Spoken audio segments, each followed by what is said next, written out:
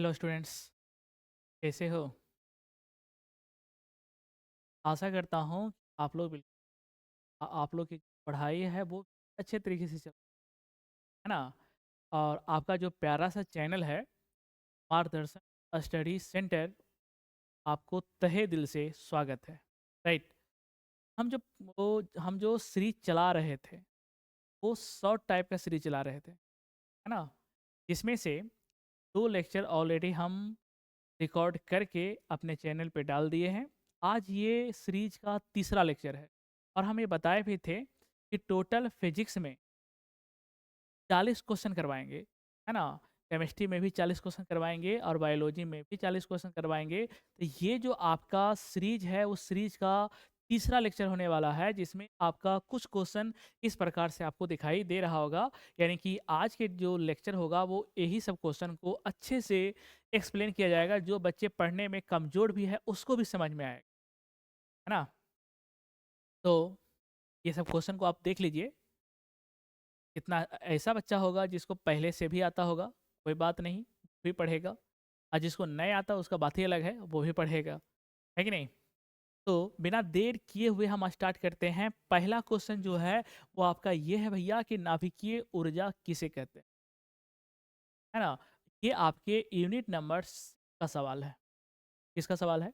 और जो भी क्वेश्चन करवाएंगे वो आपका सब मिला जुला क्वेश्चन रहेगा। ऐसा नहीं कि ये यूनिट 1 से है, ये केवल यूनिट 2 से है, नहीं।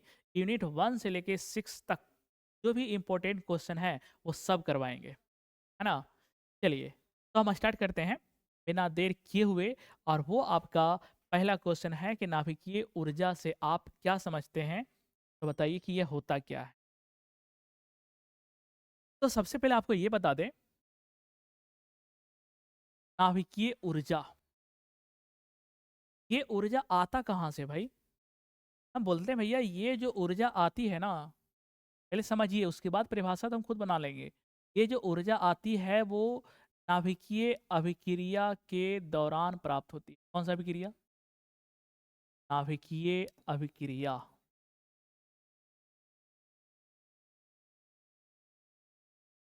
ये जो नाभिकीय ऊर्जा है वो कौन सा अभिक्रिया से प्राप्त होता है, हम बोलेंगे नाभिकीय अभिक्रिया। फिर से बच्चे के माइंड में चल रहा होगा कि भाई ये बताइए कि नाभिकीय अभिक्रिया होता कौन कौन है। तो हम ये बोलेंगे कि नाभिकीय अभिक्रिया दो होता है भाई मेरे। एक होता है आपका नाभिकीय विखंडन, नाभिकीय विखंडन। और दूसरा जो होता है वो आपका होता है नाभिकीय संलयन। बिल्कुल प्यार से समझिएगा और अच्छे से समझिएगा, है ना। और अपने फ्रेंड के बीच जम के शेयर कीजिएगा, है ना। लाइक्स और कमेंट में कोई प्रकार का कमी नहीं होना चाहिए, सब बच्चा करेगा, है कि नहीं। चलिए, तो बताइए कि नाभिकीय नाभिकीय ऊर्जा कहाँ से प्राप्त होती है। तो आंसर होगा नाभिकीय अभिक्रिया से। नाभिकीय अभिक्रिया कौन कौन होता है? तो एक होता है नाभिकीय विखंडन और एक होता है नाभिकीय संलयन। नाभिकीय विखंडन, ये जो नाभिकीय विखंडन है इस पे कौन काम करता है, तो हम बोलेंगे भाई परमाणु बम। कौन सा बम? परमाणु बम।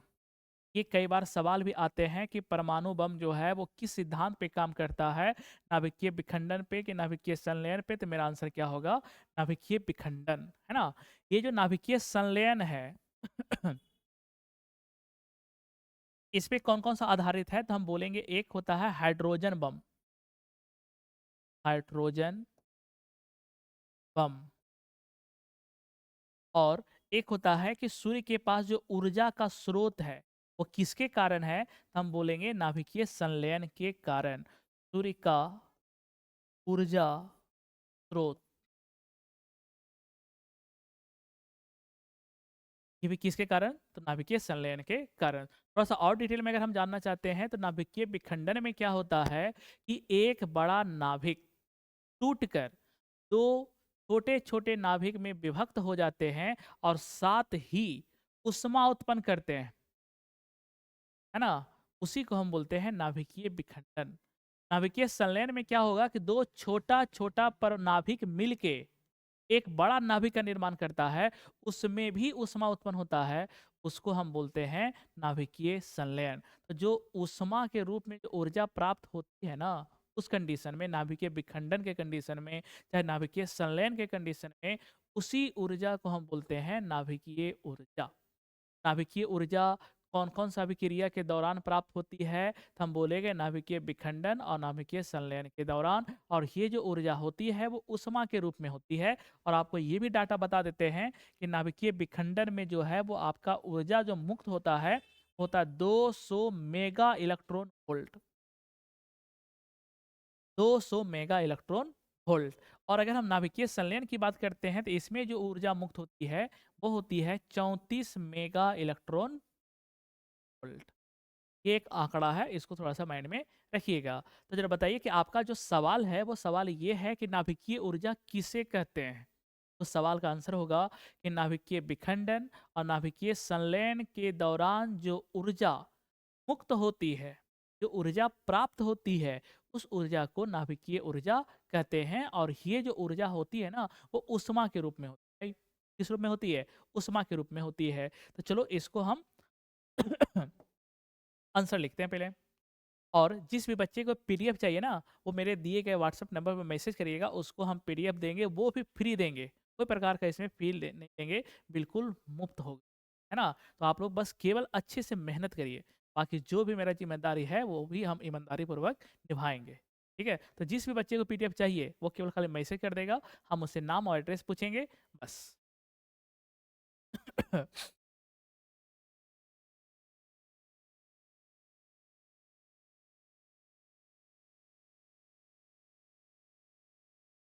तो इसका जो आंसर जो है, वो हम यहाँ से लिखते हैं, है ना? इसका आंसर क्या होगा? बताइए? नाभिकीय विखंडन। ये विखंडन तथा नाभिकीय संलयन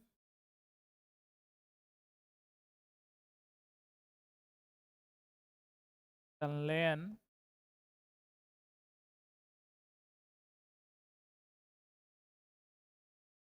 के दौरान या के उपरांत, है ना? के दौरान जो ऊर्जा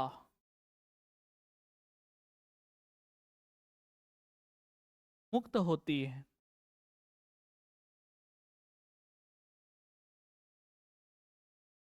उसे नाभिकीय ऊर्जा कहते हैं।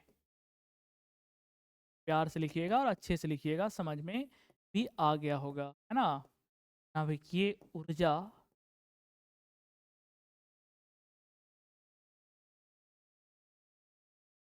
कहते हैं, राइट? बस आपको एग्जाम में केवल इतना ही लिखना है, ठीक है? अगर उसके बाद हम बात करते हैं नेक्स्ट सवाल का। और नेक्स्ट सवाल क्या है आपका कि हीरा का अपवर्तनांक कितना होता है भाई? हीरा का अपवर्तनांक कितना होता है? 2.42। आप लोग भी जानते होंगे। और अगर सवाल में ऑब्जेक्टिव में आ जाए कि सबसे ज़्यादा अपवर्तनांक किसका होता है, मेरा राइट आंसर होगा हीरा का। और हीरा का अपवर्तनांक होता कितना है? तो आप लोग को बोलना है 2.42।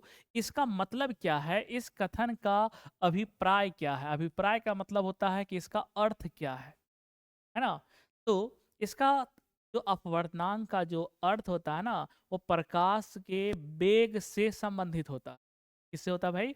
प्रकाश के वेग से संबंधित होता है ना? तो यहाँ पे हीरा का अपवर्तनांक 2.42 का मतलब ये हुआ। देखिएगा, इसका मीनिंग बताने का कोशिश करते हैं। पहले इसका मीनिंग समझिए आप लोग। इसका मीनिंग समझिएगा।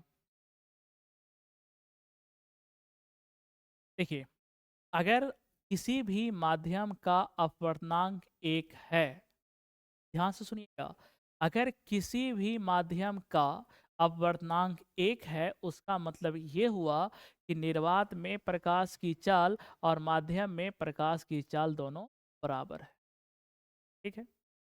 अगर किसी माध्यम का अपवर्तनांक 2 है, इसका मतलब ये हुआ कि जो प्रकाश का जो वेग है रियल में 3 × 10⁸ उसका 1/2 गुना माध्यम का। ठीक है, फिर से सुनिएगा, नहीं समझ में आया होगा तो फिर से रिपीट करते हैं कि इसका मीनिंग ये होता है अपवर्तनांक का कि प्रकाश का वेग का किसी माध्यम में कितना है, ये तुलना करने का काम करता है कौन? अपवर्तनांक। कौन करता है? अपवर्तनांक। किससे करता है भाई? हम बोलेंगे निर्वात में प्रकाश की चाल से। ठीक है, जैसे मान लीजिए कि अगर हम बोलें कि अपवर्तनांक को सूचित करते हैं नीटा से और नीटा का मान कितना है? 2। इसका मतलब क्या हुआ? अगर कोई माध्यम है और उसका अपवर्तनांक 2 है, इसका मतलब ये हुआ कि माध्यम में प्रकाश का जो वेग है, माध्यम में प्रकाश का वेग निर्वात में प्रकाश के वेग का, निर्वात में प्रकाश के वेग का पता है कितना गुना होता है? अगर यहाँ पे 2 है ना, तो इसको उल्टा कर दीजिए। ये आपका हो गया 1/2 गुना होता है। और ये भी आप लोग को बताया गया होगा कि निर्वात में प्रकाश की चाल सबसे ज़्यादा होता है और वो होता कितना है? 3 × 10⁸ मीटर प्रति सेकेंड।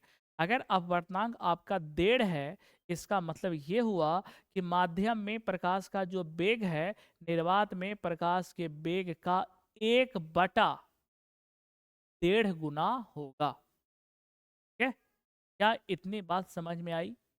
तो ठीक उसी प्रकार से अगर हम इसका मतलब समझना चाहते हैं तो यहाँ पे माध्यम क्या है? हीरा जो है वो क्या है? हम बोलेंगे भैया हीरा जो है वो एक माध्यम है। हीरा क्या है? एक माध्यम है। तो इसका मीनिंग ये हुआ कि हीरा में प्रकाश का वेग, ध्यान से सुनिएगा, हीरा में प्रकाश का वेग निर्वात में प्रकाश के वेग का कितना गुना? तो 1/2.42 गुना होता है।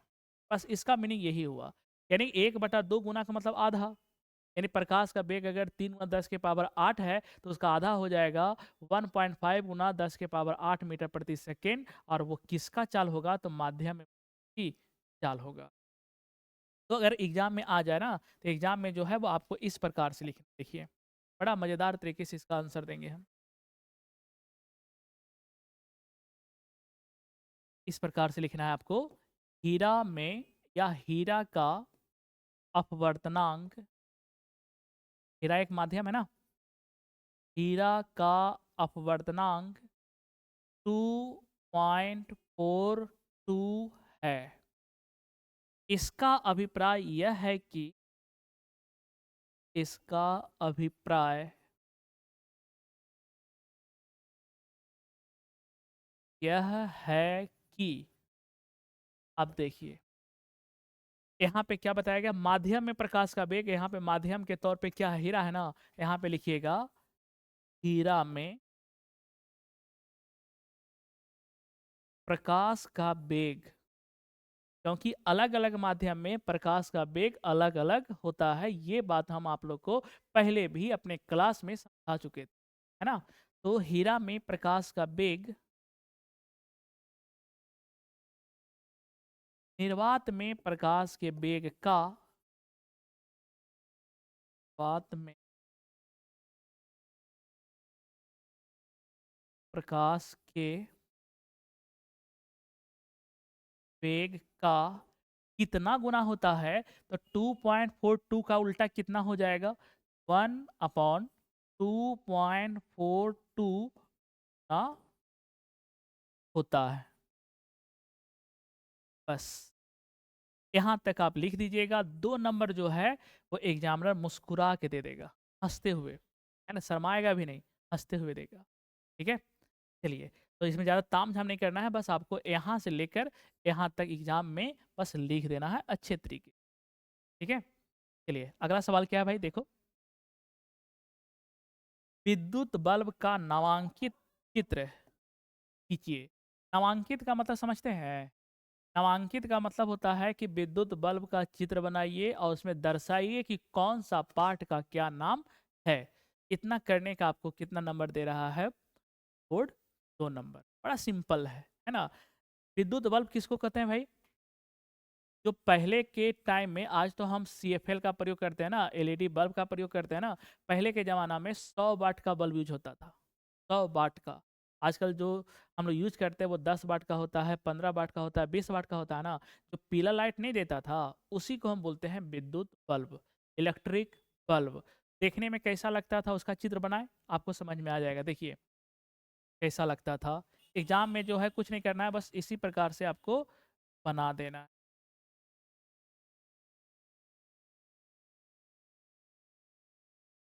तो पहिया खींच दीजिए, नो डाउट। उसके बाद एक गोल आवरण बना दीजिए इस प्रकार से।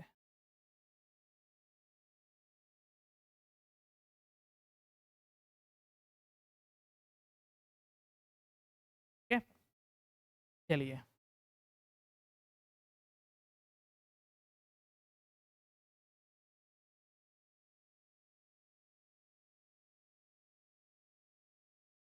ये हो गया।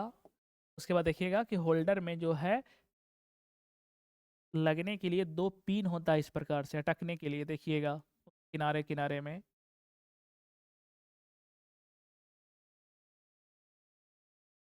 ठीक है, इसको बोलते हैं होल्डर पिन। उसके बाद देखिएगा कि यहाँ पे जो है वो ब्लैक ब्लैक कलर का 2 जिंक का टाँका होता है, सोल्डिंग किया हुआ है यहाँ पे।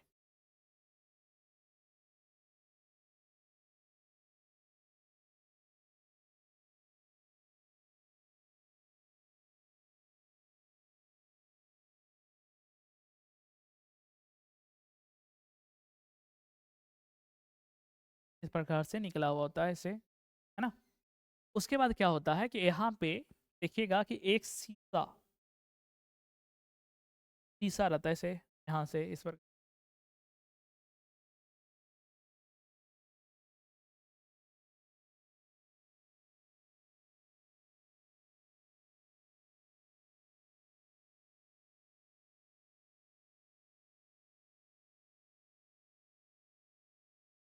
से रहता है। और यहाँ पे जो है 2 तार रहता है इसे।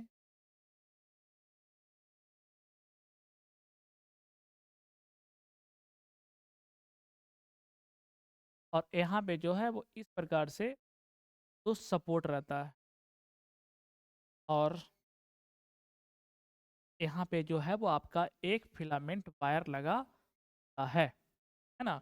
इतना आपको बनाना है। ये थोड़ा सा टेढ़ा लग रहा होगा, थोड़ा अच्छे से इसको गोल कर लीजिएगा, है ना।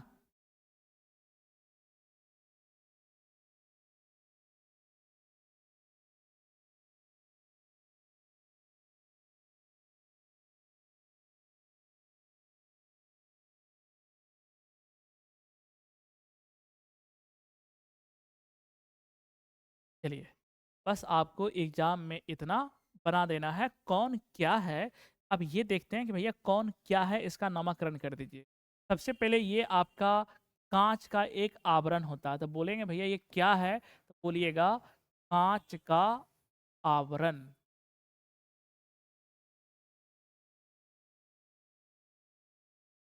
क्या है ये? कांच का आवरण, है ना। उसके बाद अगर कोई पूछे कि ये जो है वो आपका ये वाला क्या है, तो बोलिएगा कि ये आपका जो है वो फिलामेंट है। और ये ऑब्जेक्टिव में एक सवाल भी आता है कि विद्युत बल्ब का जो फिलामेंट है वो क्या चीज़ का बना होता है, तो मेरा राइट आंसर होता है टंगस्टन। क्या होता है?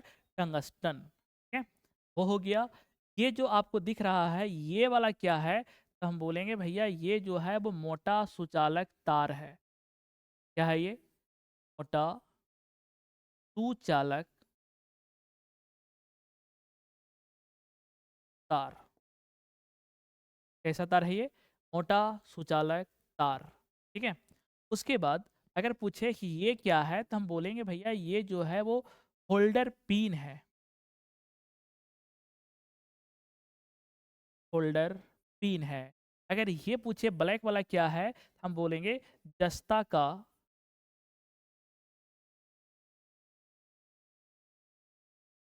टाका, जिसको हम सोल्डिंग भी बोलते हैं, है ना? टाका को क्या बोलते हैं? सोल्डिंग। इतना चीज़ आपको एग्ज़ाम में लिख देना है, आपको खुशी-खुशी जो है वो कितना नंबर मिल जाएगा? 2 नंबर मिल जाएगा, ठीक है? चलिए, बस इसको थोड़ा-सा गोल बनाइएगा, हमसे थोड़ा-सा विकलांग हो गया है, कोई बात नहीं, आप लोग जो है वो होशियार हैं ही, अच्छे से बना लीजिएगा। अगर गोल नहीं होता है तो प्रकाल का मदद ले लीजिएगा, है ना? चलो, समझने का था, हम लोग समझ लिए। उसके बाद उसी से संबंधित एक और सवाल है कि विद्युत बल्ब जो भी हम बनाए थे वो कौन-सा बल्ब था? विद्युत बल्ब। उसमें कौन-सा गैस भरा होता है? निष्क्रिय गैस भरा होता है, किस लिए? क्यों भरी जाती है? भई इसका काम क्या है निष्क्रिय गैस का? तो सबसे पहले तो आपको ये बता देते हैं कि निष्क्रिय गैस होता क्या है? तो इसके बारे में हम बता देते हैं कि वैसा गैस जो अभिक्रिया में भाग नहीं अभिक्रिया में भाग नहीं लेता है।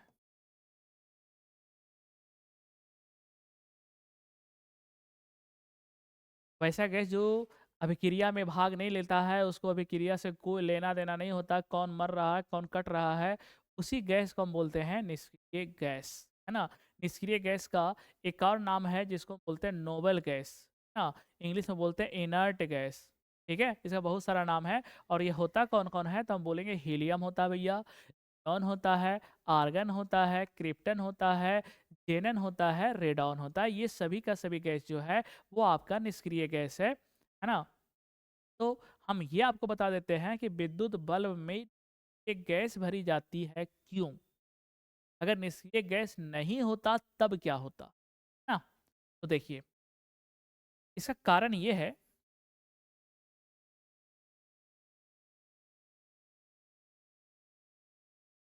कि जो आपका विद्युत बल्ब है, ध्यान से देखिएगा कहानी इसका सुनिएगा। जो आपका विद्युत बल्ब है,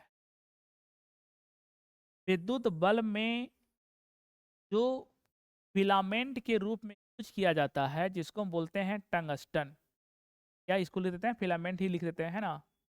फिलामेंट।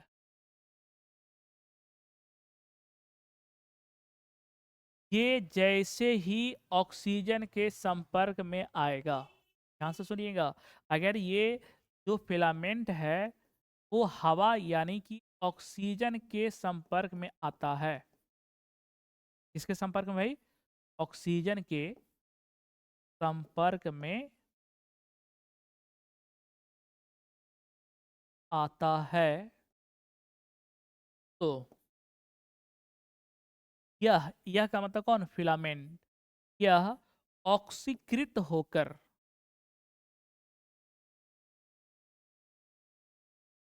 ऑक्सीकृत होकर जो फिलामेंट हैं वो टूट जाते हैं, भंगुर हो जाते हैं। भंगुर का मतलब ही होता है टूटना। ऑक्सीकृत होकर यह क्या हो जाता है भाई? टूट जाता है।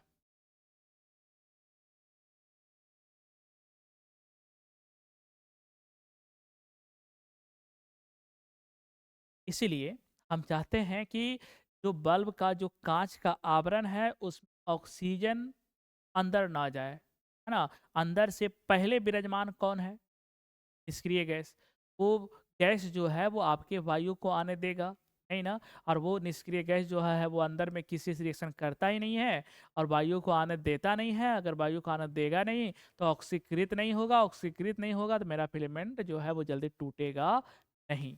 तो ये जो फिलामेंट जो है उसको टूटने से बचाता है या ऑक्सीकृत होने से बचाता है, वो कौन बचाता है? तो हम बोलेंगे जो विद्युत बल्ब के अंदर कौन-सा गैस भरा होता है? निष्क्रिय गैस भरा होता है वो, ठीक है? तो अगर एग्ज़ाम में आ जाए तो इसका आंसर कैसे लिखिएगा ये देखिए आप।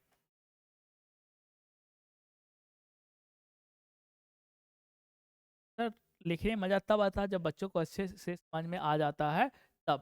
तो इसका आंसर क्या होगा? देखिए, विद्युत बल्ब में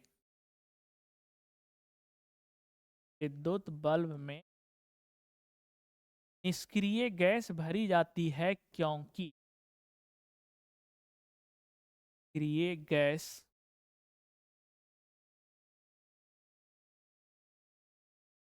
भरी जाती है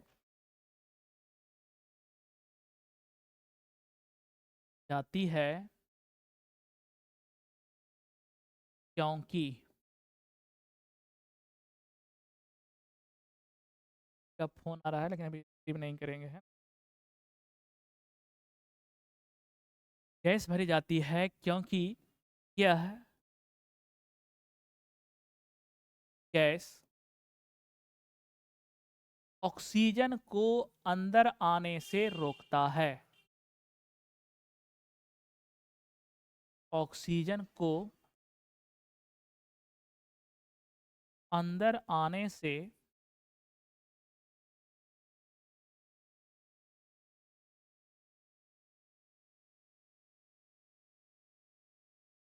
रोकता है ताकि ताकि फिलामेंट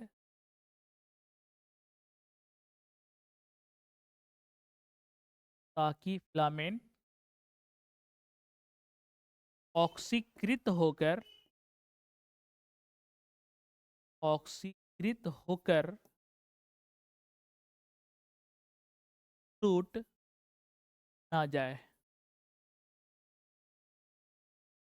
आपको एग्जाम में बस इतना लिखना है कि विद्युत बल्ब में निष्क्रिय गैस भरी जाती है क्योंकि यह गैस ऑक्सीजन को अंदर आने से रोकता है ताकि फिलामेंट ऑक्सीकृत होकर टूट ना जाए। इसको लंबे समय तक बचाया जा सके। किसको? फिलामेंट को। इसीलिए ऑक्सीजन के संपर्क को बचाने के लिए अंदर में कौन सा गैस भरी जाती है? निष्क्रिय गैस। और ये जो गैस होता है ना, वो किसी से अभिक्रिया करता नहीं है, अर्थात फिलामेंट से भी अभिक्रिया ये नहीं करेगा। कौन? निष्क्रिय गैस। ठीक है, चलिए अब जो है वो आपका ये है, बड़ा प्यारा सा फेमस सवाल है कि उत्तल दर्पण का उपयोग वाहनों में पश्च, यहाँ पे जो है पश्च इस प्रकार से होगा भाई, है ना। पश्च दृश्य दर्पण के रूप में किया जाता है। क्यों?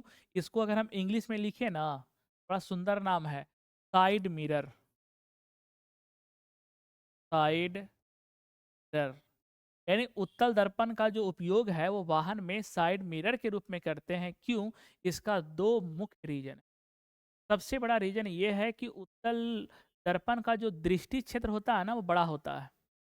अगर दर्पण इतना बड़ा है तो इसके पीछे का जो है वो बहुत बड़ा एरिया को कवर करके हमको दिखा सकता है। इसलिए हम बोलते हैं कि इसका जो दृष्टि क्षेत्र होता है ना, वो बड़ा होता है। दूसरा खासियत ये है कि इससे बना प्रतिबिंब काल्पनिक, सीधा और वस्तु से बहुत छोटा होता है ना। ताकि पीछे अगर 10 को ट्रक भी आ रहा है ना, तो उसको हम आसानी से अपने छोटा सा मिरर में देख सकते। ठीक है, तो अगर क्वेश्चन में आ जाए कि साइड मिरर भी लिखा हुआ रहेगा तो घबराने की कोई बात नहीं है, या आपका पश्च इस दर्पण भी लिखा हुआ रहेगा तो घबराने की कोई बात नहीं है। एग्जाम में अगर ये सवाल आ जाएगा तो किस प्रकार से लिखना है ये देखिए। देखिए सर, इसका उत्तल दर्पण, उत्तल दर्पण का उपयोग जैसे लिखते हैं एग्जाम में, आपको वैसे ही लिख देना है ना। उत्तल दर्पण का उपयोग वाहनों में साइड मिरर, या ये भी लिख सकते हैं पश्च दृश्य दर्पण, दोनों जो मन करे वो लिखिए, है ना। हम लिख देते हैं साइड मिरर। साइड मिरर के रूप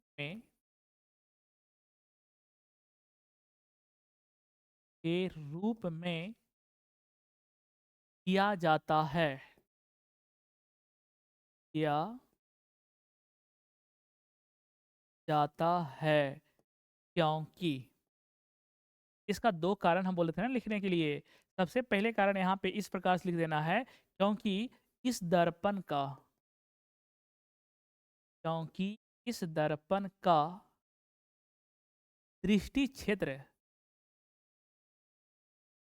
बड़ा होता है। दृष्टि क्षेत्र क्या होता भाई? बड़ा होता है। दूसरा जो है वो कारण ये लिखना है, इस दर्पण से बना प्रतिबिंब, इस दर्पण से बना प्रतिबिंब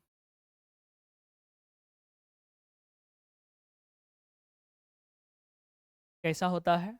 आपको पता ही होगा, काल्पनिक,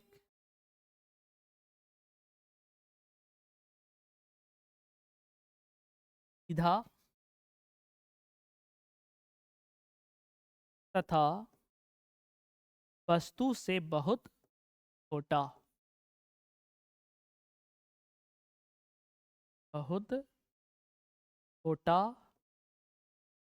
होता है।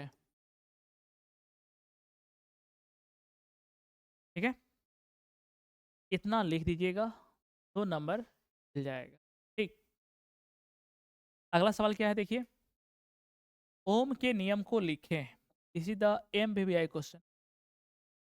कौन सा नियम भाई? ओम के नियम, जिसको हम बोलते हैं ओम्स लॉ। क्या बोलते हैं इसको? Ohm's law. ओम का पूरा नाम आप लोग को बताया गया होगा, जॉर्ज साइमन ओम, है ना। ओम का जो नियम है, ओम्स का जो नियम है, ये आपको जो है संबंध बताता है। क्या बताता है? संबंध बताता है। अब पूछिए भैया किसके बीच संबंध बताता है, तो हम बोलेंगे वोल्टेज और करंट के बीच। किसके बीच? वोल्टेज और करंट के बीच।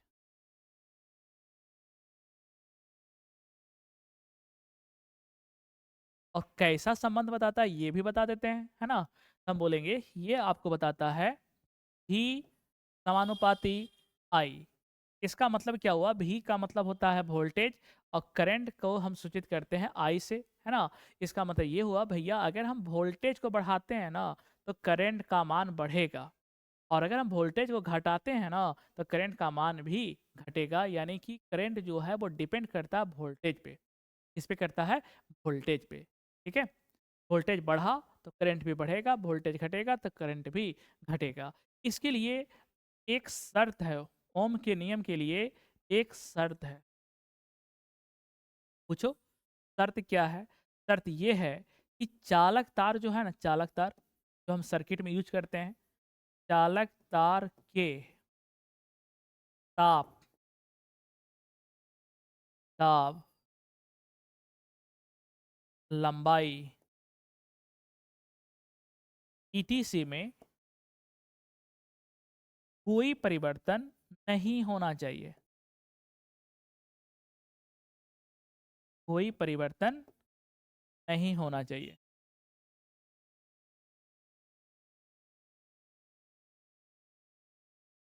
ऐसा नहीं कि ओम का नियम हम वेरीफाई कर रहे हो और कभी तार का लंबाई बढ़ा दिए, कभी तार का मोटाई बढ़ा दिए, कभी उसका तापमान बढ़ा दिए, कभी दाब बढ़ा दिए। नहीं, ये सब को जो है वो नियत रखना है, तो कोई प्रकार का परिवर्तन नहीं लाना है। इस इन सभी को हम बोलते हैं भौतिक अवस्था। इन सभी को हम क्या बोलते हैं? तो बोलेगा भैया ये जो है ना, ये जो दिख रहा है ना, इसको हम बोलते हैं भौतिक अवस्था। तो चालक तार के भौतिक अवस्था में परिवर्तन नहीं लाना है।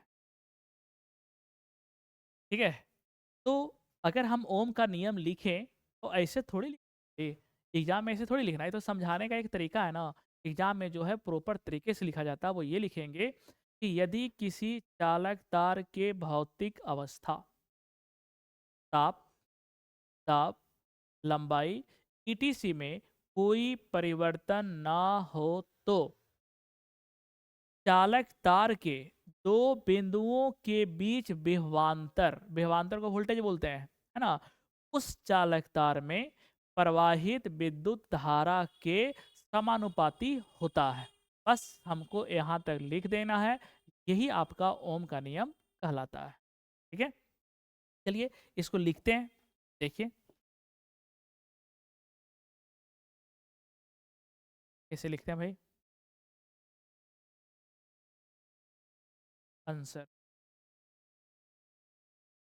यदि किसी,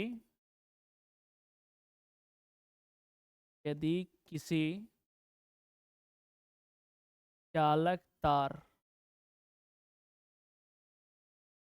के भौतिक अवस्था, है ना,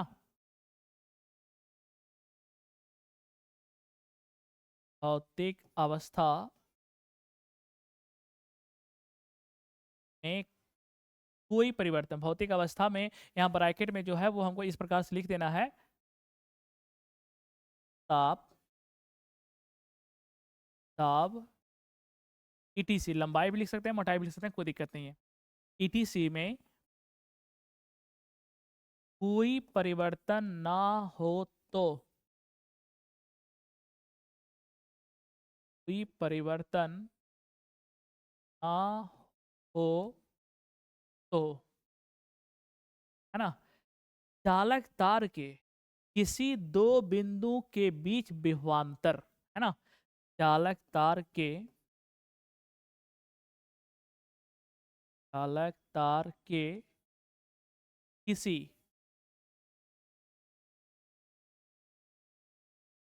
दो बिंदुओं के बीच विभवांतर, दो बिंदुओं के बीच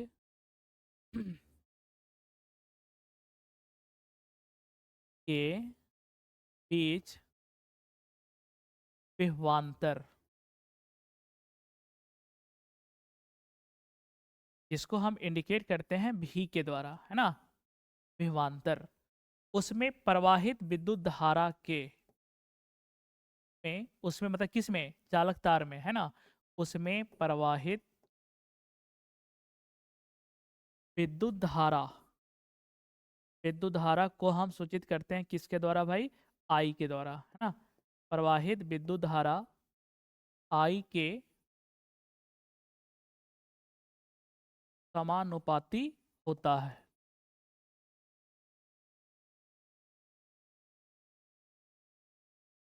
अगर हम इसको मैथमेटिकल टूल में लिखें तो भी ये चिन्ह जो समानुपाती का होता है और ये होता है आई। अगर हम इस समानुपाती को बराबर में बदलें तो किसी कांस्टेंट से गुना करते हैं और यहाँ पे जो आपका कांस्टेंट होगा वो होगा आर, यानी कि ये हो जाएगा भी बराबर आई इंटू आर। एग्जाम में आपको यहाँ तक लिख, ठीक है, ऐसा नहीं कि ओम का नियम यहाँ से लेकर यहाँ तक लिख दिए हो गया, नहीं, आपको ये भी लिखना है भी समानुपाती आई, इसलिए भी बराबर आई इंटू आर, जहाँ पे भी को बोलते हैं वोल्टेज, आई को बोलते हैं करंट और आर को बोलते हैं प्रतिरोध। क्या बोलते हैं, प्रतिरोध, रेजिस्टेंस, राइट। चलिए अगला सवाल, 4 सवाल और है। आदर्श ईंधन, देखिएगा, आदर्श ईंधन की विशेषता को लिखें। कौन सा ईंधन भाई, आदर्श, जैसे स्टूडेंट आदर्श होते हैं ना, वैसे ईंधन भी आदर्श माने जाते हैं, उसका कुछ गुण होता है, उसका कुछ विशेषता होता है। अगर एग्जाम में गुण भी आ जाए तो कोई दिक्कत ना, विशेषता भी आ जाए तो कोई दिक्कत नहीं है, ठीक है। चलिए, तो हम बोलेंगे, यहाँ पे हम डायरेक्ट आंसर लिखते हैं, यहाँ पे कुछ ऐसा समझाने का है नहीं, तो यहाँ पे लिखते हैं आदर्श ईंधन के निम्नलिखित विशेषता है, आदर्श ईंधन की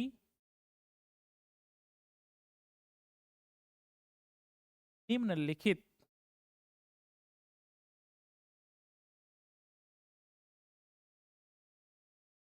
विशेषताएं हैं।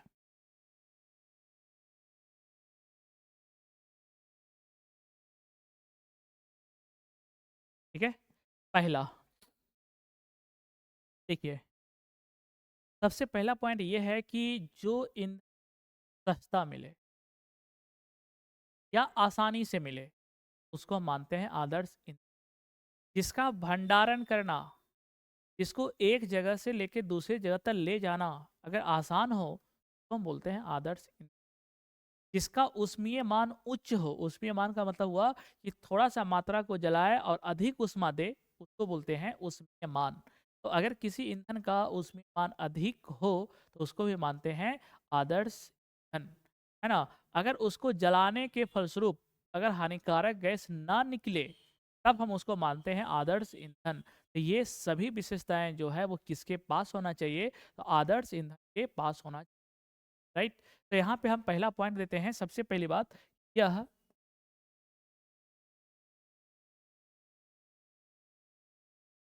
सस्ता होना चाहिए, सबसे पहली बात।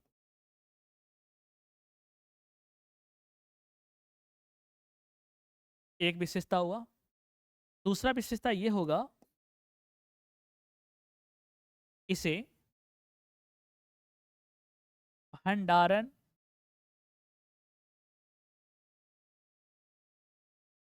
तथा परिवहन आसानी से होना चाहिए। आसानी से होना चाहिए। तीसरा,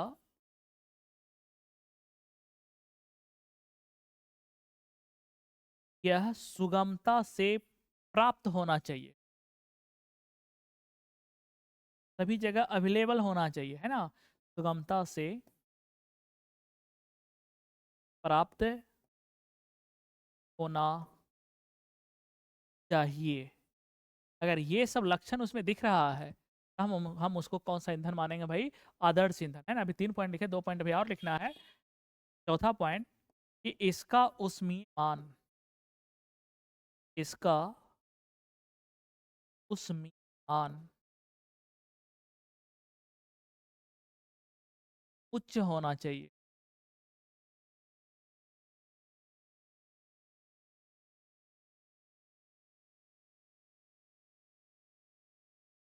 और पांचवा कि इसे जलाने के फलस्वरूप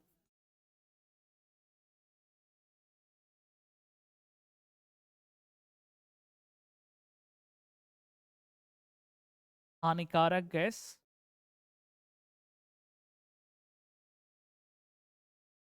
गैस नहीं निकलना चाहिए। निकलना चाहिए। इतना बात आपको एग्जाम में लिख देना है ना? अगर इतना लक्षण किसी भी ईंधन के पास है, उस ईंधन को हम क्या मानेंगे भैया? आदर्श ईंधन मानेंगे। ठीक है? चलिए, 3 सवाल और है बस। ये आपका है अवतल दर्पण को अभिसारी दर्पण, है ना? ये अभिसारी जो है वो आपका टाइपिंग मिस्टेक है। ये इस प्रकार से लिखा है, कोई बात नहीं, बच्चों को समझ आ जाएगा, डोंट वरी।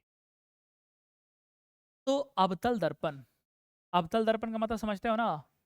अवतल दर्पण का एक खासियत बस यही है कि इसका जो परावर्तक सतह होता है, कौन सा सतह भैया? परावर्तक सतह, वो उभरा होता है कि धंसा होता है? तो हम आपको एक ट्रिक बताए थे कि अगर परावर्तक सतह उभरा है, ऊ से उभरा, तो ऊ से उत्तल। तो अगर धंसा है भाई, तो वो कौन सा दर्पण हो जाएगा? अवतल दर्पण हो जाएगा, है ना? तो अवतल दर्पण का जो परावर्तक सतह होता है ना, वो आपका धंसा होता है।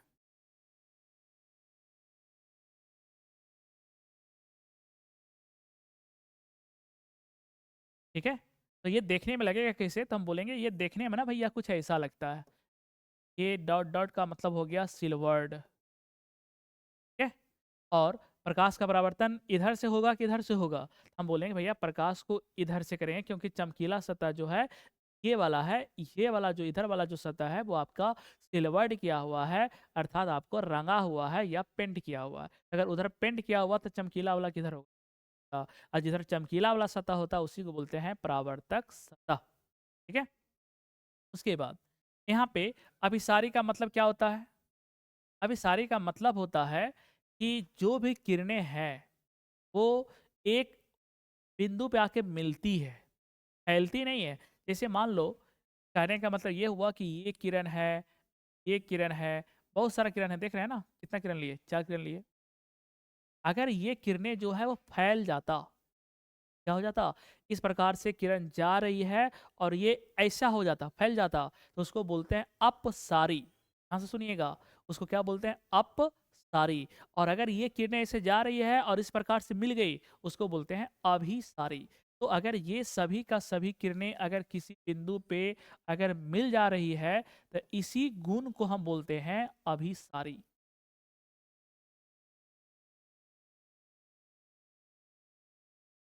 और ये अभिसारी जो है, ये एक बिंदु पे मिलाने का जो टेंडेंसी है, जो ताकत है, वो कौन सा दर्पण के पास है? तो हम बोलेंगे भैया वो अवतल दर्पण के पास है। इसीलिए अवतल दर्पण को क्या बोला गया? अभिसारी दर्पण, क्योंकि ये सभी समांतर किरणों को एक बिंदु पे क्या कर देती है? मिला देती है। इसलिए इसको हम कौन सा दर्पण कहते हैं? अभिसारी दर्पण। एग्जाम में आएगा तो अच्छे से लिखना है, किस प्रकार लिखना है वो हम सीख।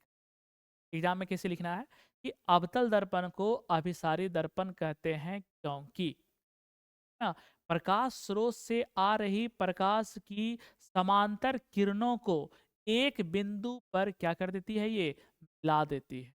इसीलिए इसको कौन सा दर्पण कहते हैं? या अभिसारी। अगर ये किरणों को फैला देती ना तो उसको क्या बोलते? अपसारी। और अपसारी किसको बोला गया है? तो हम बोलेंगे उत्तल दर्पण को, क्योंकि उत्तल दर्पण किरणों को क्या कर देती है? फैला देती है। ठीक है।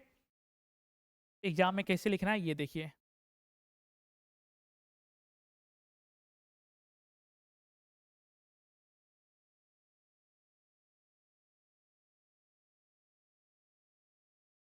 प्रकाश स्रोत से, प्यार से लिखिएगा, अच्छे से लिखिएगा। प्रकाश स्रोत से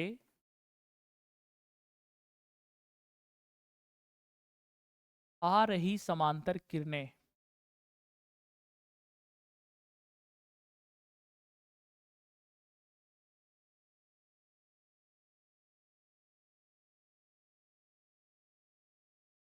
किरणें अवतल दर्पण से, अवतल दर्पण से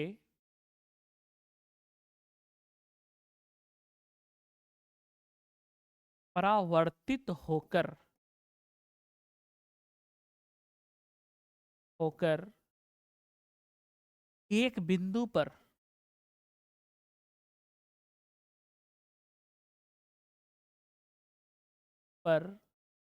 मिला देती है या अभिसारित कर देती है ना? एक बिंदु पर अभिसारित कर देती है। इसलिए अवतल दर्पण को अभिसारित दर्पण कहते हैं। अवतल दर्पण को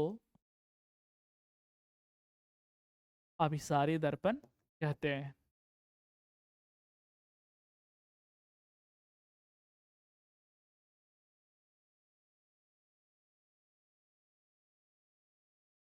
बस आपको यहाँ तक लिख देना है। ठीक है। चलिए अगला सवाल। विद्युत विभव को परिभाषित करें। किसको भैया? विद्युत विभव को। और क्या करना है? इसका एसआई मात्रक लिखें। चलिए लिखते हैं। तो यहाँ पे क्या होता है कि मान लीजिए कि यहाँ पे एक निश्चित बिंदु है जिसका नाम दे दिए हम ए। एक क्या है? तो हम बोलेंगे भैया निश्चित बिंदु है।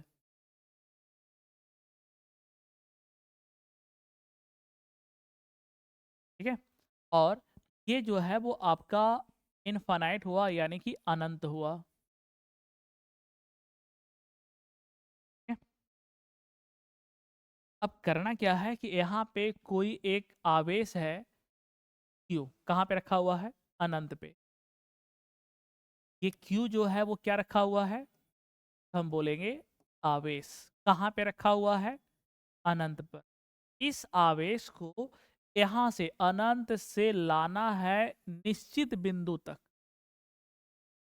भाई लाने के लिए हमें क्या करना पड़ता है? कार्य करना पड़ेगा। और जो भी हम काम करेंगे ना, उसी काम को हम क्या बोलते हैं? विद्युत विभव।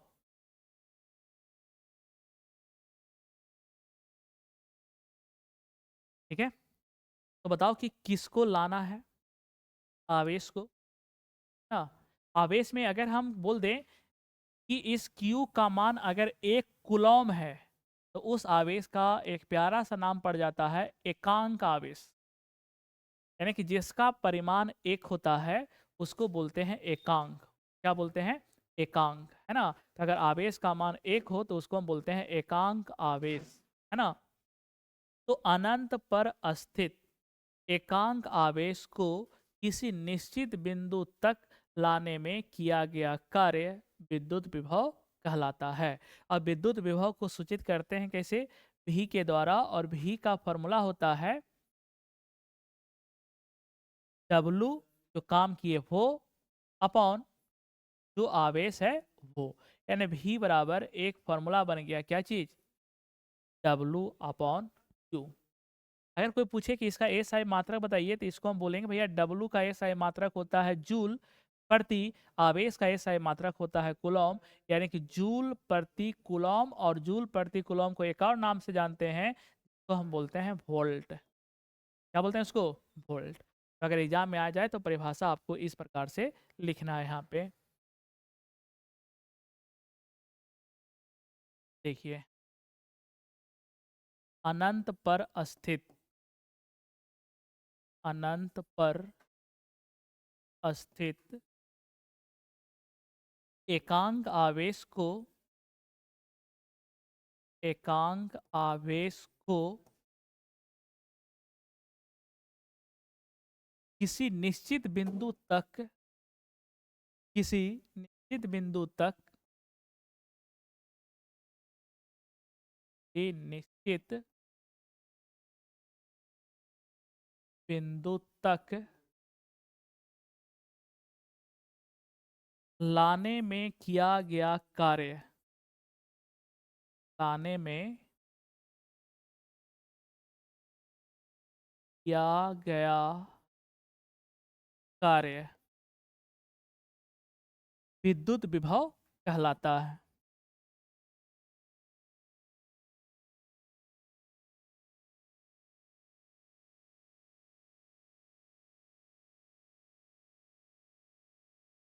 इसे भी के द्वारा सूचित करते हैं, ये भी के द्वारा सूचित करते हैं। इसका एस आई मात्रक, एस आई मात्रक या तो आप लिख सकते हैं जूल प्रति कूलम, अथवा वोल्ट होता है। बस, ठीक है। बस एक सवाल और बाकी है, और वो आपका क्या है भाई, कि लेंस की क्षमता से आप क्या समझते हैं, इसका एस आई मात्रक लिखें, है ना। यानी हर एक लेंस का ना एक ताकत होता है, एक पावर होता है। नहीं कहते हैं कि कोई इंसान जो है इतना पावर का चश्मा लगाए हुए है, ज़्यादा पावर का है या कम पावर का है, उसी को हम बोलते हैं क्षमता, है ना। यानी कि हर एक लेंस के पास एक ताकत होती है कि जब उससे किसी प्रकाश की किरण को गुजारा जाता है, तो वो कितना मोड़ पाता है। अगर ज़्यादा मोड़ दिया उस किरण को, तो उसकी क्षमता ज़्यादा हो गई, और अगर एक कम मोड़ेगा तो उसकी क्षमता कम हो गई। यानी कि इसका मतलब हो गया कि अगर हम लेंस से होकर किसी प्रकाश के किरण को गुजारते हैं और उसको कितना मोड़ देता है, उसी क्षमता को हम बोलते हैं लेंस की क्षमता। ठीक है। यानी कहने का मतलब ये हुआ कि अगर इसको अच्छे से देखा जाए, जैसे मान लीजिए ये आपका है उत्तल लेंस, ये हो गया प्रधान अक्ष, ठीक है। यहाँ से कोई समांतर किरण जा रही है, ये आपका हो गया प्रकाशिक केंद्र ओ, और ये जो है वो आपका क्या हो गया, मोड़ दिया। ये जो किरण अगर नहीं मोड़ता तो ये किरण कैसे जाता? सामने जाता ना। लेकिन ये लेंस इस किरण को क्या कर दिया, मोड़ दिया, और जिस बिंदु पे ये कटता है ना, उस बिंदु को बोलते हैं फोकस, और यहाँ से लेकर यहाँ तक की दूरी को बोलते हैं फोकस दूरी। ठीक। अब बताओ कि अगर इस लेंस को थोड़ा मोटा कर देते हैं, यानी कि अगर मोटा कर देंगे तो इसके बाद ताकत भी ज़्यादा हो जाएगा। अब देखो, इसी लेंस को हम क्या कर दिए भैया, आह, ये हो गया प्रकाशिक केंद्र, और ये हो गया समांतर किरण। अब ये लेंस जो है वो क्या कर देगा, ज़्यादा मोड़ देगा, और जहाँ पे कटता है ना उस बिंदु को बोलते हैं फोकस, और यहाँ से लेकर यहाँ तक की दूरी क्या बोलते हैं, फोकस दूरी। बताओ कि दोनों लेंस में क्या अंतर दिखा आपको? हम बोलेंगे भैया ये जो लेंस है ना, पतला है, ये जो लेंस है पतला है, ठीक। और ये फोकस दूरी इसके फोकस दूरी से ज़्यादा दिख रहा है कि कम दिख रहा है, देख लीजिए ना। ये फोकस दूरी यहाँ से लेकर यहाँ तक है और ये फोकस दूरी मात्र यहाँ है, तो ये फोकस दूरी ज़्यादा हुआ ना। हम बोलेंगे भैया फोकस दूरी ज़्यादा है। ऊपर तीर का मतलब होता है ज़्यादा और नीचे अगर हम कर दिए तो उसको बोलते हैं कम। ये वाला लेंस कैसा है भाई? हम बोलेंगे इसके रिस्पेक्ट में ये क्या है, क्या लेंस है। इसकी फोकस दूरी क्या है, कम की ज़्यादा? हम बोलेंगे इससे तो कम है, देखने से भी लग रहा है। इसका फोकस दूरी क्या है भाई? कम है। अब ये हुआ कि ऐसा हुआ क्यों? मोटा लेंस ने ऐसा क्या कर दिया कि फोकस दूरी कम हो गया? हम बोलेंगे कि पतला लेंस जो है वो आपका क्या कर दिया, ये किरण को ज़्यादा मोड़ दिया, है ना। किरण को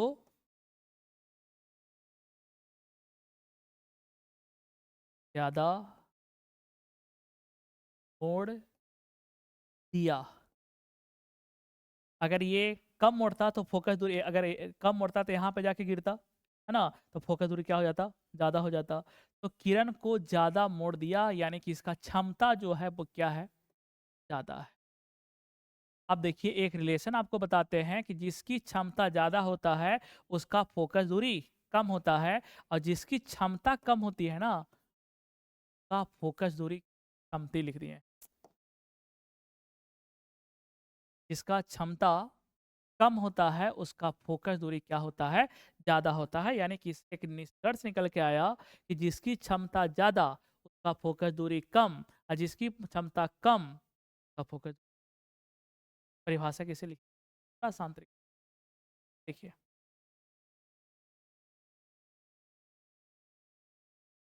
आंसर, जब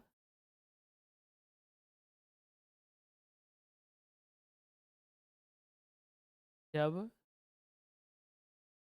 प्रकाश की किरण को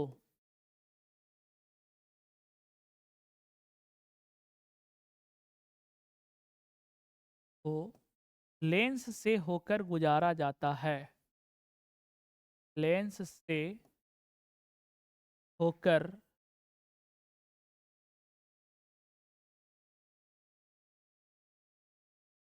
गुजारा जाता है, तो लेंस के द्वारा, लेंस के द्वारा प्रकाश की किरण को, प्रकाश की किरण को मोड़ने की क्षमता, मोड़ने की क्षमता लेंस की क्षमता कहलाता है।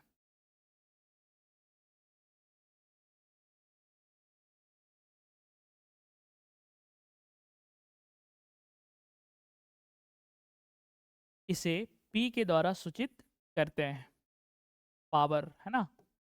P के द्वारा सूचित करते हैं, के द्वारा भाई, P के द्वारा, है ना। अगर कोई पूछे कि P का फॉर्मूला बताओ, वैसे यहाँ पे फॉर्मूला तो नहीं पूछा गया है लेकिन यहाँ पे लिख देते हैं। P बराबर होता है 1/f, जहाँ पे P हो गया पावर और F हो गया फोकस दूरी। और कोई भी दूरी क्यों ना हो उसका SI मात्रक होता है मीटर। तो बताओ कि अगर इसका SI मात्रक की बात करते हैं, इसका SI मात्रक क्या होगा, 1 बटा फोकस दूरी का होता है मीटर। तो 1/मीटर को बोलते हैं मीटर इनवर्स। क्या बोलते हैं, मीटर इनवर्स। या इसी को हम एक और नाम देते हैं जिसको बोलते हैं dioptre.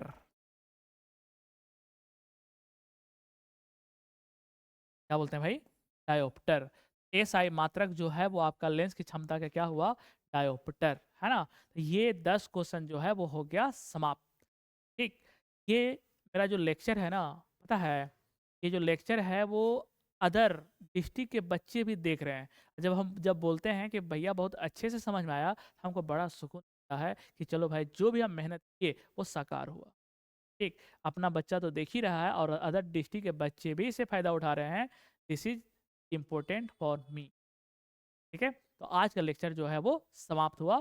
Thank you so much. आप लोग अच्छे से पढ़िएगा, समय बहुत कम है एग्ज़ाम में। ठीक है? हम भी ईमानदारी से मेहनत करेंगे और आप लोग भी ईमानदारी पूर्वक मेहनत करिएगा। ठीक है? ओके।